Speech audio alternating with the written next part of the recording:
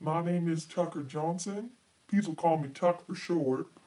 I am the athletic trainer here for the women's professional hockey team in Whitewood. A lot of people don't know Whitewood, little small town. I've been here for about 5 years now, and I gotta say, it's been a roller coaster. I've been with those girls on many victories and many defeats, and you brought me in here today to share my story of personal conflict. It was just another Saturday.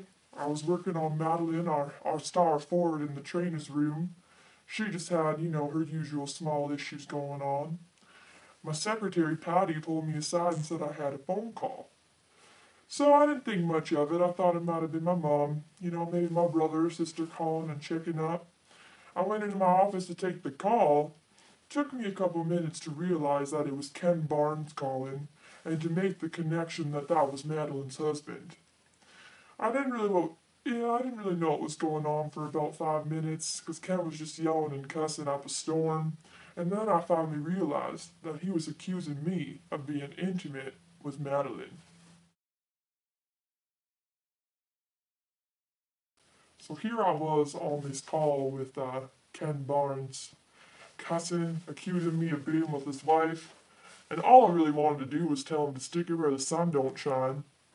Wanted to call him other few foul words, fart face, butt plug, but I sat there long and hard and I just decided I was going to avoid the situation altogether, so I hung up the phone. So here I am on the phone with Ken Barnes. He's yelling at me, he's cussing all kinds of foolish things. I sat there and I thought, what would I do to handle this conflict? My conflict management skills came to me. My old prof, Dennis Valdez, gave me a few pointers. I sat there, I wanted Ken to know that I was listening and I was attentive. So I let him finish, I let him rant. I said, Ken, buddy, I know you're upset, so I'm going to sit here and I'm going to listen to what you have to say and then I'm going to offer my insight. I didn't yell, I kept a nice, gentle, calm voice. Eventually I told Ken, I've only ever loved one woman. I swear on my grave, and it's been my mother.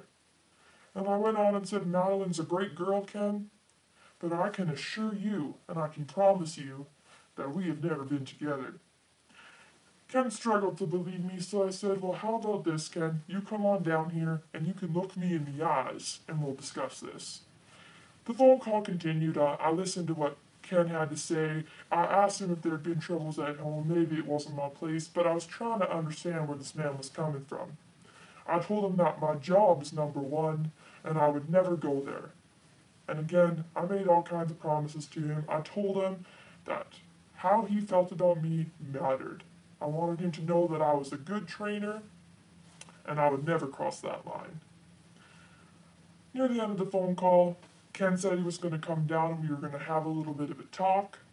He also told me he was going to talk to Madeline because he realized if he would have talked to her in the first place, maybe he wouldn't have gotten so upset. So the moral of the story here, kids, is don't yell, always approach it in a calm manner and listen to what they have to say. People are going to get upset. You got to let them know that you're there, you're taking what they're saying into consideration, and also stand up for yourself. Don't let anybody accuse you of nothing. Alright? That's what Big Tuck's got to say for today. Alright? That's about it. Thank you very much, ma'am.